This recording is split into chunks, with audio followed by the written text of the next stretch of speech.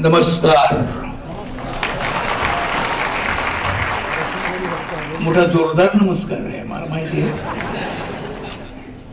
मी इथे यायच्या आधी कल्पना केली नव्हती मला हे असं दृश्य बघायला मिळेल म्हणून. काय सुंदर हॉल बनवलाय. किती लकी लोक आहात तुम्ही की असं एक सुंदर वास्तू तुम्हाला मिळते कलेसाठी. एक कलाकार म्हणून मला असं वाटतं की फारच आयुष्यात चांगली गोष्ट घडलेली आहे तुमच्या.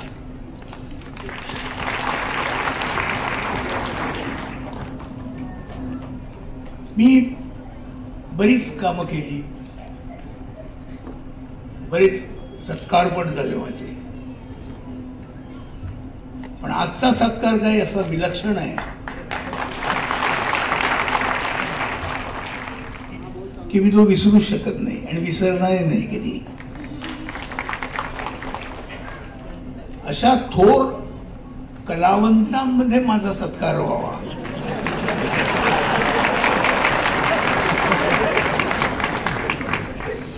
फार नशीबवान मी असं म्हणेन. मग अशी शिंदे साहेब म्हणाले, त्यांनी माणसांना हसवलंच नाही तर रडवलं सुद्धा. आता मी त्यांचा एक पिक्चर बघितला, हसवा फसवी. मी दचकलो. मला वाटलं तो पुढे म्हणतात त्यांनी हसवलं नाही तर फसवलं पण आहे, पण नाही, त्याने ते तिथे सोडून दिले. बरं झालं. माझा सगळ्यात मोठा हे आहे की कुणाबरोबर संस्कार, कुणाचा बरोबर माझा सत्कार होतोय. ही थोर माणसं आहेत राजकारणातली, म्हणजे यांनी काहीतरी करून दाखवलेलं. अशा माणसामध्ये आज मी असावं, यांच्या बरोबर मी बसावं, याच्यापेक्षा दुसरं आणि काय भाग्याची गोष्ट.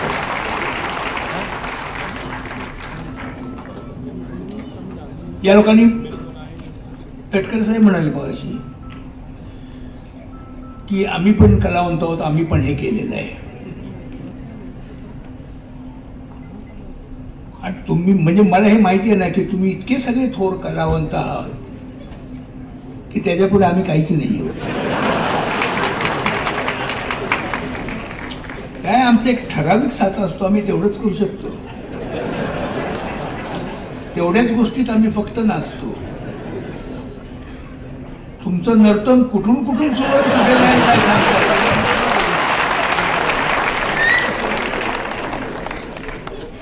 आणि मजा म्हणजे तुम्हाला स्वतःलाच कळलं नाही आपण कुठे नाचणार.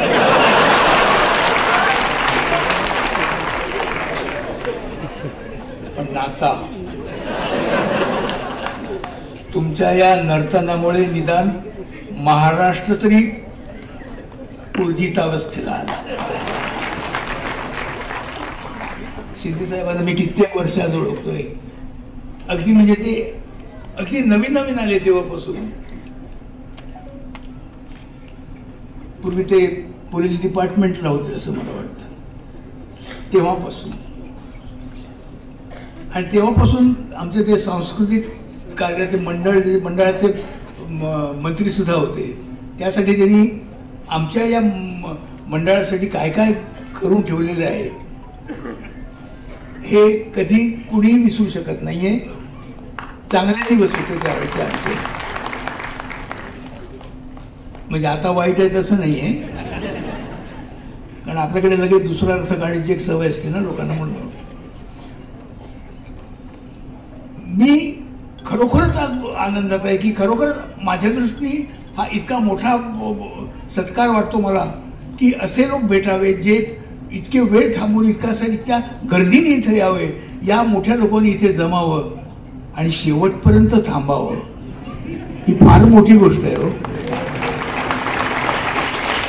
माणसांना असं कधी प्रेम नाही मिळत. मला तर प्रत्येक पावलाला मला प्रत्येक मराठी माणसाकडून प्रेम मिळालेलं आहे. म्हणजे मी कुठल्या शब्दात ते सांगू आणि कुठल्या शब्दात ते व्यक्त करू हेच मला कळत नाहीये. महाराष्ट्राच्या कुठल्याही कोपऱ्यामध्ये जाऊन तुम्ही फक्त माझं नाव म्हणा, ओळखलं नाही असं नाही होत. काय केवढी मोठी गोष्ट आहे होई. म्हणजे किती किती मी भाग्यवान आहे बघा.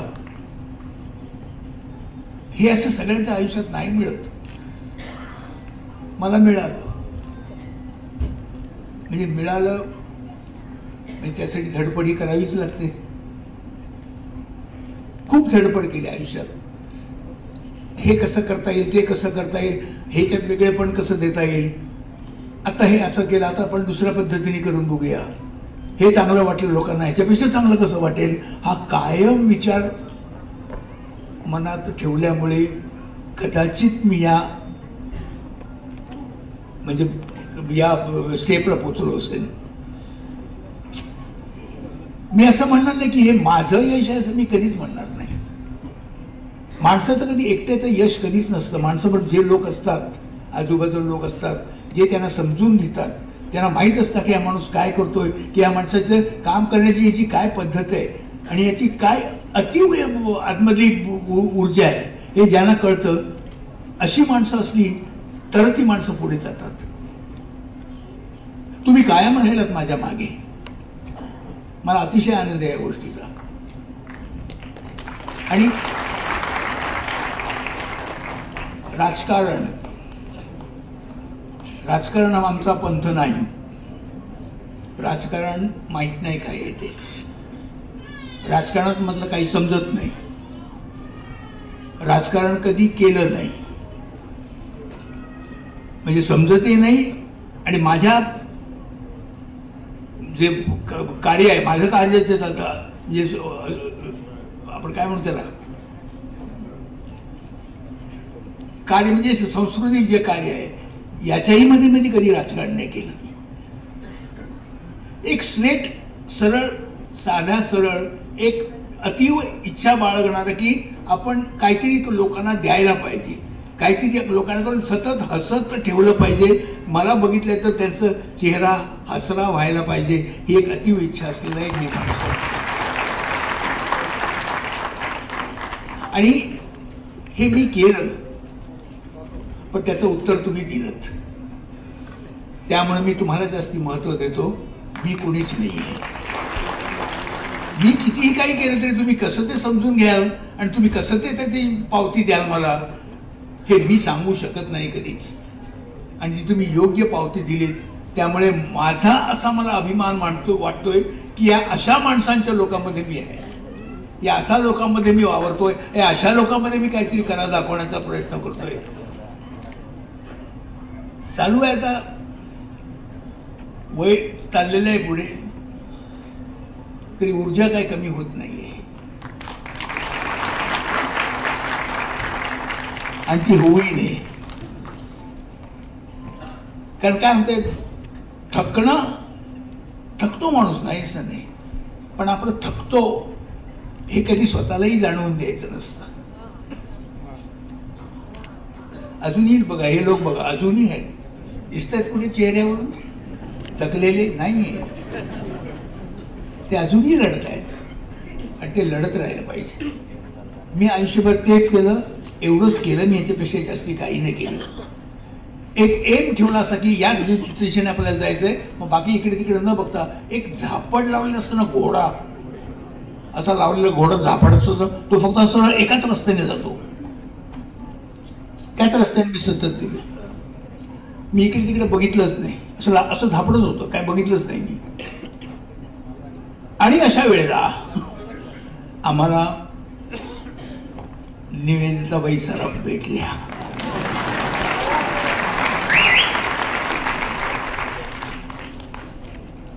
झापडत कसले, मी डोळे बंदच करून घेतले,